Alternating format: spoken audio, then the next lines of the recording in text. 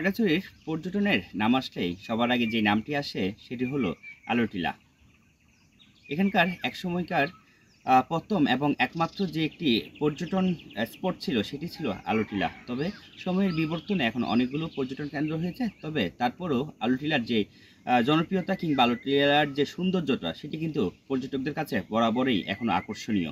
দেশের বিভিন্ন প্রান্ত থেকে খাগড়াছড়িতে ঘুরতে আসা পর্যটকদের পদচারণায় মুখর থাকে এই আলোটিলা।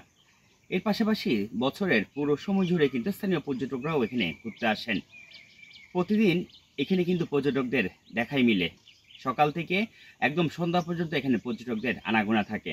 তবে একটি সৌন্দর্য স্থানীয় কিংবা পর্যটকরা মিস করে যান, সেটি হলো এখানকার ভোরবেলার একটি দৃশ্য। বাংলার ভূস্বর্গখ্যাত সাজেকে যেই ভোরের দৃশ্য পর্যটকরা অবলোকন করতে পারেন, সেই দৃশ্য কিন্তু দেখার সুযোগ মিলে এই আলোটিলা থেকে।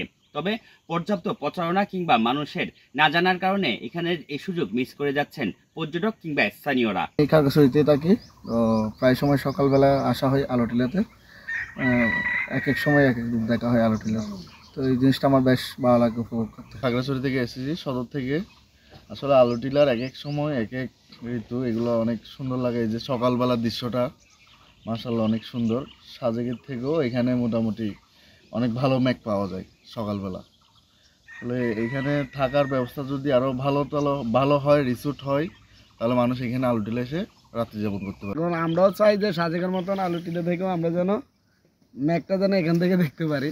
সবাই আসলে সবাই একসাথে দেখলে ভিউটা হয়তো আমাদের জন্য আরও সুন্দর হবে। পর্যটকরা খাগড়াছড়ির উদ্দেশ্যে আসেন, তারা কিন্তু এই আলোটিলা হয়েই আসেন। এবং যারা জানেন কিংবা যারা প্রকৃতি দেখতে ভালোবাসেন স্থানীয়রা, তারা কিন্তু ছুটে আসেন সকাল সকাল এই আলোটিলা থেকে সূর্যোদয় কিংবা কুয়াশা মোড়ানো খাগড়াছড়ি শহর দেখার জন্য। আজকে আমরা পেয়েছি তেমন কিছু পর্যটকদের। গাড়ি আসছে, কিন্তু ওরা আসলে ধারণা বিদ্যে এরা চলে গেছে। কিন্তু আমরা কিন্তু এর আগে একবার আসছিলাম এখানে, আসলে আমার তো ভালো লাগছে। এই জন্য আমরা আজকে আবার আসি, যাওয়ার সময় এখানে ঢুকছি আর কি। তো মানুষ যদি ধানে যদি একটু ফতানা হয়, তাহলে মানুষ কিন্তু এখানে আসলে আরও কিছুটা সুন্দর হবে। যারা সকাল সকাল আসবেন তারা আলোটিলায় এই সময় কাটাতে পারবেন। অনেক সুন্দর আছে, সুন্দর ওয়েদার আছে, এখানে দেখলে অনেক ভালো লাগবে। আসলে দেখতে খুবই ভালো লাগতেছে। আমরা যখন ঢাকাতে থাকি তখন এইসব ভিউগুলো দেখে খুবই দুর্লভ হয়ে যায় আর কি। কিন্তু এইসব খাগড়াছড়ি সাজেকে গেলে আসলে মানে মনোমুগ্ধকর জিনিসপত্রগুলো দেখা যায়। আলোটিলা পর্যটন কেন্দ্রের যারা দায়িত্বে রয়েছেন তারা বলছেন, তারা প্রতিদিন ফজরের নামাজের পর থেকে প্রস্তুতি নিয়ে রাখেন পর্যটকদের বরণের জন্য। এবং যখনই পর্যটকরা আসেন তারা তখনই কিন্তু পর্যটকদেরকে এখানে প্রবেশের জন্য সুযোগ করে দেন। এবং পর্যটকরা এসে তারা যে সকালের অর্থাৎ ভোরের যে সূর্যোদয়ের মুহূর্ত কিংবা ভোরের যে কুয়াশা ঢাকা যে প্রকৃতি, সেটি দেখার সুযোগ যারা চান তাদেরকে কিন্তু প্রবেশের সুযোগ দেওয়া হয়। এবং তারা বলছেন, যদি স্থানীয় প্রশাসন পর্যাপ্ত পরিমাণে এই বিষয়টি প্রচার করেন কিংবা মানুষ যদি জানে আরও বেশি, তবে সেই যে সকালের ভোরের যে একটি প্রকৃতির সৌন্দর্যটা রয়েছে আলোটিলা থেকে, যে খাগড়াছড়ি শহর দেখা কিংবা অন্যান্য যে সৌন্দর্যটা রয়েছে সেটি দেখার যদি সুযোগ থাকে, তবে এখানের পর্যটকের আনাগোনা বাড়বে বলে বলছেন এখানকার সংশ্লিষ্টরা। এখানে সকালে 6টা থেকে আপনারা রাত 7টা পর্যন্ত ঢুকতে পারবেন। রাত 7টার পরে আর ঢোকা যাবে না।